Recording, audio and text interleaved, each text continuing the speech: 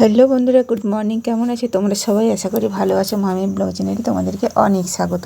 এখন সময় সকাল 9টা বাজে। তো এখন আমি দেখো কটা সেদ্ধ বসাবো, সেই জন্য সেদ্ধ ভাত বসাবো, সেই জন্য আমি উনুনটা ধরিয়ে নিয়েছি। খুব সুন্দর জ্বলে উঠেছে। আর এদিকে হাঁড়িতে ছাই লেপে আর জল দিয়েছি। তো অল্প কটাই চাল সেদ্ধ করবো, শুধু বুড়ি আর আমি খাবো। বাবাই খাবে না, বলে দিয়েছে আগে স্কুলে খাবে। এদিকে বুড়ি দেখো বই নিয়ে বসেছে। বাবার টিউশন ছিল, সেও টিউশন থেকে উঠে গেছে, ছুটি হয়ে গেছে। তো বুড়িরও প্রায় ছুটির মতনই। আর এখানে দেখো রোদ ছায়া ভাব রয়েছে। তো এখন রোদটা সকালের দিকে গায়ে নিতে খুব ভালো লাগে, কিন্তু বেলার দিকে আর ভালো লাগে না। তো বুড়ি দেখো পড়তে পড়তে টায়ার্ড হয়ে যাচ্ছে। বাবাই এখানে এসে দেখো একবার ঝগড়াটা হতেই হবে। সকালের এই প্রথমবার ঝগড়া শুরু হলো। তো যাই হোক বন্ধুরা, এদিকে দেখো বাবাই আবারও বেলা হলো, প্রায় 10টা বেজে গেছে। বাবাই এদিকে দেখো স্কুল যাবে, রেডি হচ্ছে। ওদিকে দাদাভাই আর তার মা করে চলে আসলো আমার মায়ের বাড়ি থেকে। তো দেখো এদিকে শাশুড়ি হাতে মুখে জল নিচ্ছে, বাবা এদিকে ড্রেস পরে রেডি হচ্ছে। আর বুড়ি পেয়ারা কাটলো, খাবে।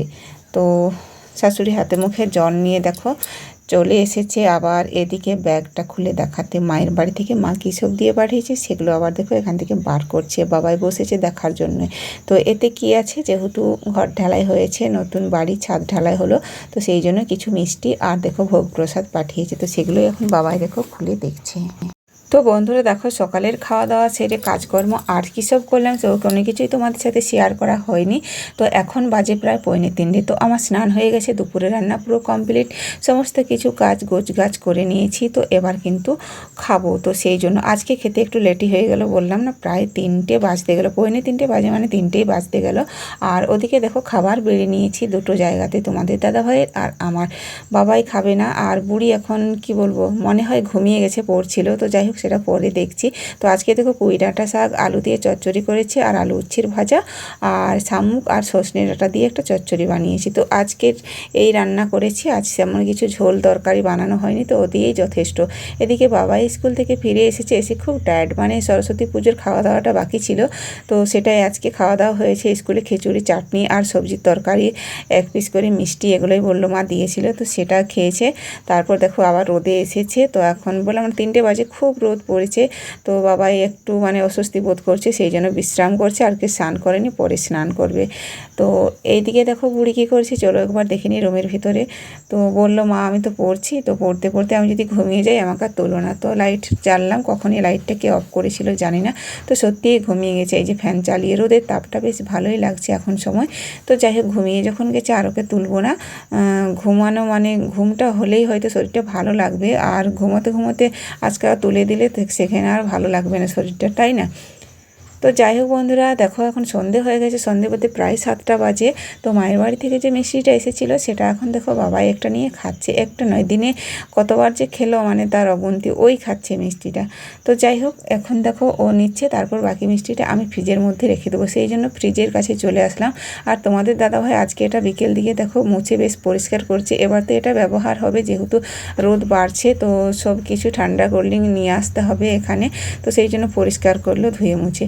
তো যাই হোক বন্ধুরা, তোমাদের দাদাভাই যেহেতু বাড়িতে রয়েছে, সেহেতু তো এখন চায়ের তাড়া অবশ্যই। তো তাও লেট হয়ে গেল, না হলে বিকেলের দিকেই বলে, কিন্তু দোকানে একটু ভিড় ছিল, সেই জন্য বলতে পারেনি কথাটা। তো যাই হোক এখন কিন্তু বলে উঠলো চা করবা না? তো বলে হ্যাঁ চা বানাবো। তো যাই হোক আমি এখন যাই বন্ধুরা, চাটা বানিয়ে নিই। তো এদিকে দেখো 7টা পেরিয়ে গেল, 7টা 15-20 বাজে। তো বুড়ি এখন সন্ধে প্রদীপ জ্বালাচ্ছে। তো ওই বলেছিল মা আমি সন্ধে প্রদীপ জ্বালাবো, যেহেতু সামনেই পরীক্ষা, সেহেতু আমাকে একটু ভালোভাবে ঠাকুর ঠাকুর মানিয়ে নিয়ে চলতে হবে। পুজো দিয়ে এসেছে, সেখান থেকেও কিছু নিয়মকানুন বলে দিয়েছে, তাই সে বললো মা আমি সন্ধে প্রদীপটা জ্বালাবো। তো যাই হোক সেই জন্য আজকে একটু লেটই হয়ে গেছিলো, বাজারের দিকে একটু গেছিলো, তার আসতে একটু দেরি হয়েছিল। সেই জন্য এখন অসময়ে দেওয়া হচ্ছে, সন্ধে প্রদীপ জ্বালানো হচ্ছে। আর এদিকে দেখো একটা কিকো নিয়ে এসেছে, ম্যাগি।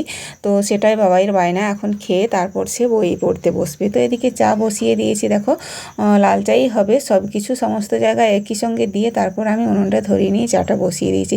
তো এদিকে দেখো এখনও উনুনেই চা বানাচ্ছি, তো এখনও গ্যাসটা আনা হয়নি। তো সেই ব্যাপার নিয়ে নিজের কাছে নিজেকে প্রশ্ন করি, কখনো তার উত্তর মেলে না।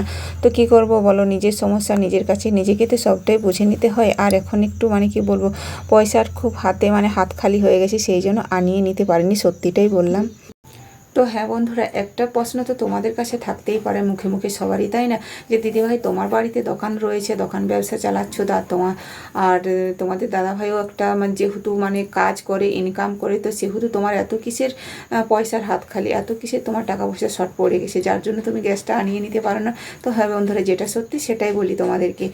আমি বাড়িতে দোকান সামলাচ্ছি ঠিকই, ব্যবসা একটা আছে ঠিকই, কিন্তু ব্যবসাতে আমি এত টাকা ইনকাম করি না যে সব দিকটাই মানে তখন যেমনটা চাইবো তেমনটাই হবে, এটা হতে পারে না।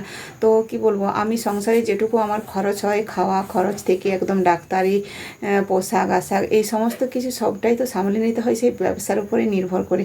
আর তোমাদের দাদাভাই যে মাইনেতে কাজ করে, তো খুবই কিন্তু অল্প মাইনেতে কাজ করে, সেটা অনেকেই বিশ্বাস করে না। যারা আমার সামনাসামনি পাড়া প্রতিবেশী মানুষ বলো, যারা আমার কাছের বন্ধু, কাছের মানুষ, যারা সব সময় চেনা জানা, যাদের সঙ্গে সব দিন মানে দেখছে, জানছে, বুঝছে, তো কেউই কখনো বিশ্বাস করি না। তো হ্যাঁ বন্ধুরা, এটাই সত্যি, তোমাদের দাদাভাই খুব অল্প মাইনেতে কাজ করে। তো সেই অল্প মাইনের টাকা দিয়ে কী হয় জানো তো, দুটো লোন নেওয়া আছে, তো সেই দুটো লোনের টাকা, এমনকি তার খরচ খরচা এই সমস্ত টাকা নিয়ে, এমনকি যে গাড়িতে আসা যাওয়া করে মানে বাইকে, তার পেছনেও তো খরচ আছে বলো, তাকেও তো তার পিছনেও মাঝে মাঝে টাকা খরচ করতে হয়, গাড়িটা তো আর এমনি চলে না।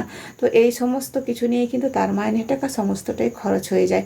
তো যার জন্য আমি বলছি যে এখন একটু টাকা পয়সার হাতে টান পড়েছে, কারণ বুড়িরও অনেক কিছু মানে টাকা লাগলো, এই টিউশন টাকা, পরীক্ষার টাকা, মানে আবার যে সমস্ত অনেক রকমের টাকা দিতে হলো, এদিকে বাবাই পড়ে একা বাড়িতে, তার জন্য একটু বেশি টাকা দিতে হয়।